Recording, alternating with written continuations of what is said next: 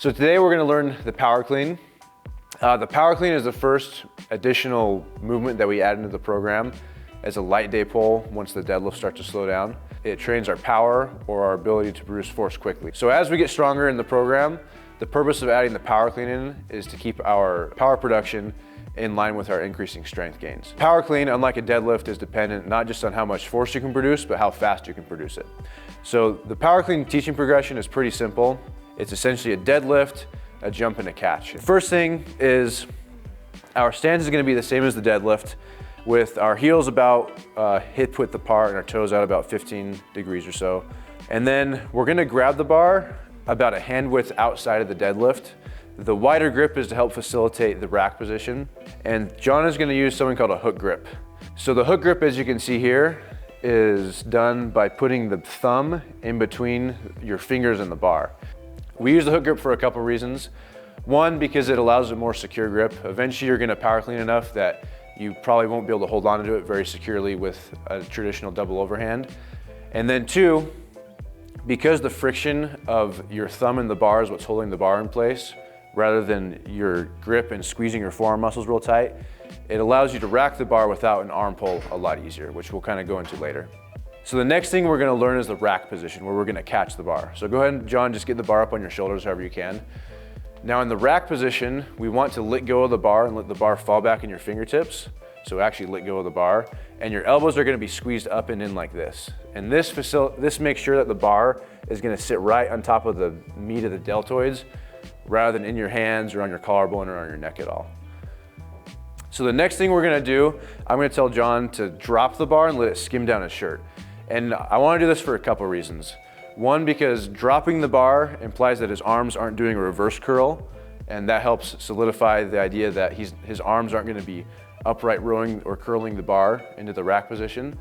The way down is the opposite of the way up. So he's gonna drop it down and his arms aren't really gonna be involved. And two, I'm gonna tell him to keep it really close, because that's gonna show him that it needs to go up really close to his shirt and not way out in front of him or anything. So go ahead and just drop it down your shirt. Perfect. Right now we're gonna learn the jumping position. So to find the jumping position, we're just gonna unlock our hips and our knees and slide the bar to about the mid-thigh. So John, go ahead and do that. I'm gonna help you find the spot. So the jumping position is a little higher up. It's gonna be on the mid-thigh. And like I said, you get there by just unlocking, making your hips go backwards and your knees go forward slightly. What we're looking for at the jump position is that the shoulders are gonna be directly above the bar. So you can see the arms are plumb, hanging straight down, not forward of the bar like they will be in the start position of the deadlift and the clean, but actually directly above the bar. That means the knees are gonna be bent slightly and the hips are gonna be pushed back. The arms obviously have to be straight, they can't be bent right here. The bar has to be in contact with the thigh, and the lifter should be balanced in midfoot, over the midfoot. A lot of people have a tendency to go in their heels. And just like the deadlift, the back should be in rigid extension as well. So this position on the mid-thigh is a trigger for the lifter to know when to jump. Whenever he touches that spot, he's gonna jump. Good. Now, what a lot of people will do at this point is they'll immediately start to bend their arms and try to pull the bar up with their arms. The way to fix that is by making the elbows turned in, making the arms internally rotated like this, and then squeezing the triceps. So do one more time. Good. Now that we've got him to jump with straight arms, we're just gonna add the rack in. So on the way up, John's gonna jump with straight arms, and on the way down, he's gonna catch it in the rack position. When you do the power clean, you're gonna start in about your deadlift stance. When you catch the bar, you're gonna splay out to about your squat stance. So as long as it's not too wide, then we're okay with that. Good. So from here on out, we're just gonna work the bar down until we get to the floor, and then we'll do a normal power clean. So the next step, we're gonna go back to the jump position and then slide the bar down to about right below your knee. So now we're gonna practice as we move the bar down to the floor, slowly raising it up and then jumping as soon as we hit that trigger point on the mid-thigh. And we're gonna slowly, keyword is slow, slowly drag it up. And as soon as you hit the mid-thigh, you're gonna explode into the jump, just like before.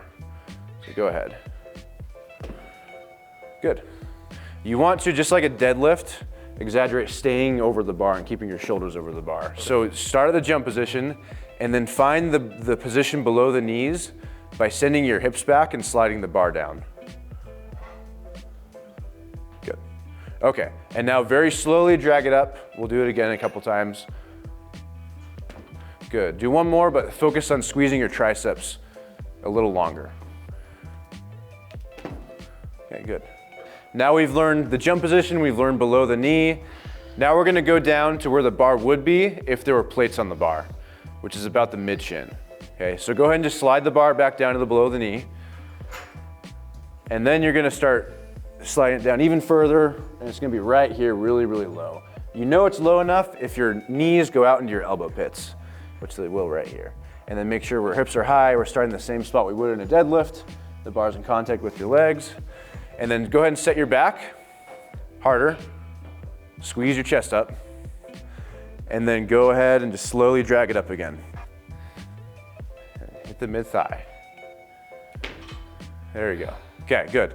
So now that we've gone through the whole movement, the power clean is gonna start up just like we do with the deadlift. This with the same 5-step setup. The only difference is that the grip is gonna be a little wider and you're gonna use your hook grip. Okay, so he's gonna sit up an inch away from the bar, get a little bit closer with his deadlift stance, and then just go ahead through that 5-step setup. Okay, knees out to your elbows, knees out. Nice.